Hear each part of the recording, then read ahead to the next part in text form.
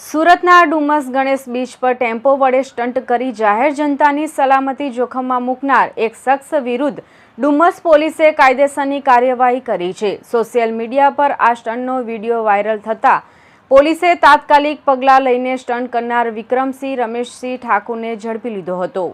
તાજેતરમાં ડુમસ બીચ પર એક ટેમ્પો ચાલક જાહેરમાં સ્ટન્ટ કરતો હોવાનો વિડીયો વાયરલ થયો હતો। આ વિડીયોમાં સ્પષ્ટ દેખાઈ રહ્યું હતું કે ટેમ્પો ચાલક ગફલતભરી રીતે વાહન ડુમસ બીચ પર હંકારી રહ્યો હતો, જેના કારણે બીચ પર હાજર લોકોની સુરક્ષા જોખમાઈ શકે તેમ હતી। આ બાબત ડુમસ પોલીસના ધ્યાને આવતા ડુમસ પોલીસ ઇન્સ્પેક્ટર NV ભરવાડની સૂચનાથી તાત્કાલિક કાયદેસરની કાર્યવાહી હાથ ધરવામાં આવી હતી। પોલીસે વાયરલ વિડીયોના આધારે સ્ટન્ટ કરનાર શખ્સ વિક્રમસિંહ રમેશસિંહ ઠાકુરને પકડી પાડ્યો હતો।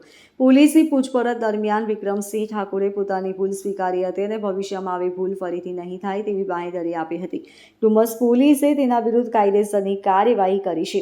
આ ઘટના દર્શાવે છે કે જાહેર સ્થળોએ આવા જોખમી સ્ટન્ટ કરવાથી ગંભીર પરિણામો આવી શકે છે।